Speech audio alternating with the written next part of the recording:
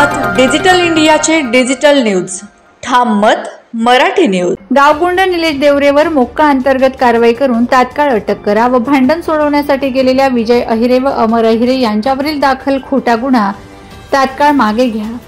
या मागणीकरिता जुने धुळे भागातील गायकवाड चौकातील महिला जिल्हा पोलीस अधीक्षक कार्यालयात एकवटल्यात। त्यांनी मागण्यांचे निवेदन एसपींना दिले आहे। गावगुंड निलेश देवरेवर कारवाई न झाल्यास मोर्चा काढण्याचा इशारा गायकवाड चौक भागातील महिलांनी पोलीस प्रशासनाला दिला आहे। जुने धुळे भागातील गायकवाड चौक भागात राहणारा निलेश राजेंद्र देवरे हा धुळे जिल्ह्यातील सर्राईत गुन्हेगार असून त्याच्यावर विविध पोलीस स्टेशनमध्ये विविध गंभीर स्वरूपाचे गुन्हे दाखल असल्याचा आरोप निवेदनातून महिलांनी केला आहे। गंभीर गुन्हा दाखल असताना देखील देवरे हा धुळे शहरात वावरतोच कसा असा सवाल उपस्थित करत निलेश देवरेसह त्याच्या परिवाराकडून जीवाला धोका असल्याचं म्हणत त्याच्यावर तात्काळ मोक्का अंतर्गत कारवाई करा अशी मागणी गायकवाड चौकातील महिलांनी एसपींना दिलेल्या निवेदनात केली आहे। या प्रसंगी रोहिणी विजय अहिरे, भाग्यश्री दीपक पानपाटील, शीतल अहिरे, निशा गरुड, अरुण अहिरे, कल्पना अहिरे, शीतल खरात, निर्मला पवार, जिजाबाई महिरे, ज्योती गरुड, वैशाली अहिरे, छाया देवरे, राणूबाई देवरे, वृषाबाई चव्हाण, सोनाली पवार, भारती चव्हाण, निंबाबाई देवरे, सुनीताबाई नेरकर, दक्षमाबाई वाघ, आशाबाई लोंढे यांच्यासह महिला मोठ्या संख्येने उपस्थित होत्या। ठाम मत मराठी न्यूज साठी ऋषिकेश सोनवणे, धुळे। विजय अहिरे राहणार मी गायकवाड चौकात राहते।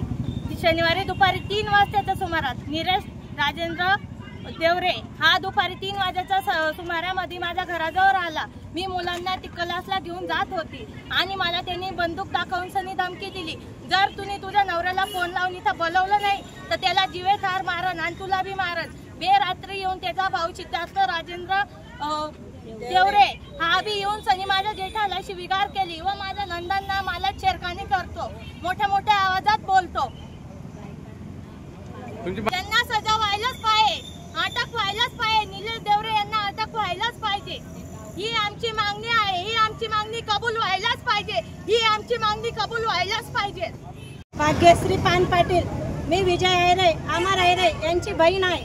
माझे भाऊ भांडण मोडायला गेले, या तिथे सांभाळ करायला गेले, त्यांच्यावर त्यांचा नाव दाखल गुन्हा दाखल केला का यांनी झगडा केली, आवडत्या असणाऱ्यांवर आरोप घेतला का यांनी भांडण केली, यांनी झगडा केली असे त्यांचे खोटे आरोप लावून त्यांचे नाव गुन्हा दाखल केला गेला।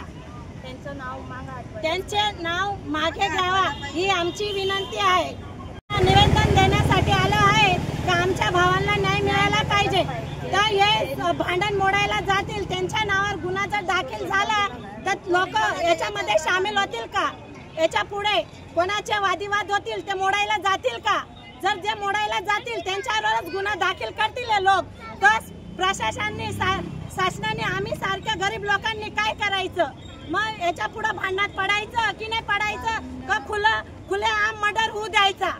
हा म्हणजे जे लोक गुन्हेगार आहेत ते मोकळे फिरताय आणि जे न्याय मोडायला ते तिथे सांभाळ करायला गेले त्यांचे नाव दाखल केले, त्यांच्यावर गुन्हा। शिक्षणाचा मुलगा जर तो आरोपी म्हणून त्याला घोषित केला जात आहे तर शिक्षणाच्या मुलांनी शिक्षण करायचं का अशा भांडणांमध्ये त्यांना गुन्हेगार साबित करायचे?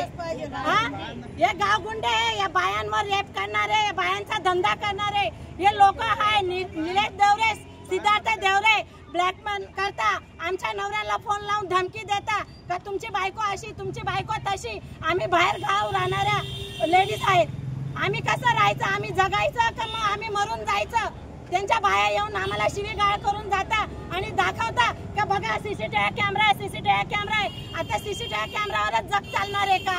जो आमच्यावर गुन्हा होतो तो बघला जाणार नाही का? आम्हाला न्याय पाहिजे, आम्हाला न्याय पाहिजे। महाराष्ट्रातील ताज्या घडामोडींसाठी पाहत रहा ठाम मत मराठी न्यूज। तसेच आमच्या चॅनलला लाईक, शेअर, सबस्क्राईब करायला विसरू नका।